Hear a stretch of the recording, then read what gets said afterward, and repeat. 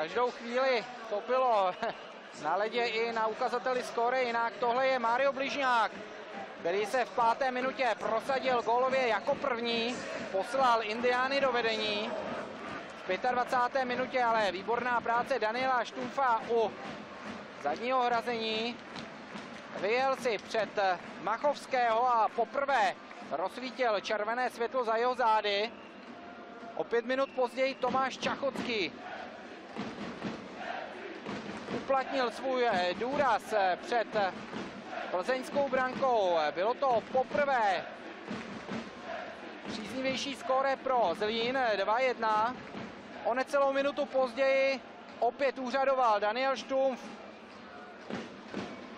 když dorazil kotouč, který vypadl Machovskému z výstroje. Bylo to 3-1, ale gólová přestřelka ve druhé třetině nekončila. Tomáš Svoboda tady odvedl dobrou práci a Indrák pak touhle dělovkou téměř protrhl síť za Ondřejem Halodou.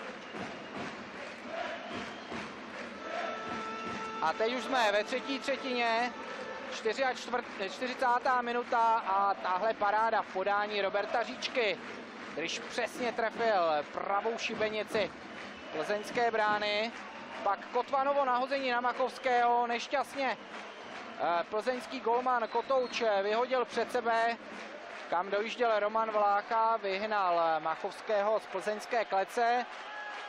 Jenomže Plzeň se nevzdávala. Bleskový výpad v 49. minutě. Nejdřív Miroslav Indrák snižoval na 3-5 svou druhou brankou v zápase a ve stejné minutě Mário Bližňák také svou druhou brankou po samostatném nájezdu skorigoval skóre na 4-5 v podání z pohledu Plzně, jenomže o další 3 minuty později další samostatný nájezd a tentokrát opět Daniel Štumf. Už to vypadalo, že se zakončení nedostane, ale nakonec byl úspěšný a Machovského překonal. Machovský se totiž na chvíli vrátil do klece.